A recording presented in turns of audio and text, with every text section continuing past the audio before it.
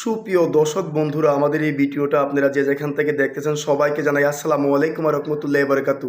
আমরা চলে আসলাম আজকে সুনামগঞ্জ জগন্নাথপুরে তান্ত্রিক কবিরাজ গোপাল দাসের আখড়াতে। সরাসরি বিস্তারিত ওনার কাছে মুখ থেকে আমরা কিছু কথা শুনি। আদাব দাদা। আদাব দাদা, আদাব। ভালো আছেন আপনি? ভালো, ঠাকুরের কৃপায় ভালো আছি। জি দাদা, দেখতেছি যে আপনি অনেক জিনিসপত্র নিয়ে বসে আছেন, অনেক বই টই নিয়ে বসে আছেন। আপনি কি অলরেডি কোনো কাজে আছেন নাকি? জি দাদা, আমি একটা কাজে আছি, একটা লোকরে বান মারছে, ওই বানটা আমি ফিরাইতেছি দাদা। যে এই কাজটা কি আমরা দেখতে পারবো? দেখতে পারবেন দাদা, কিন্তু ভয় পাইলে চলবে না। না দাদা, ভয় পাবো না, আপনি কাজটা একটু শুরু করেন, আমরা একটু কাজটা দেখি আপনার। আচ্ছা দাদা, দেখেন। দেখেন সুপ্রিয় দর্শক বন্ধুরা, উনি কিন্তু একটা ফেমাস একটা কবিরাজ, আপনারা সবাই একটু দেখেন।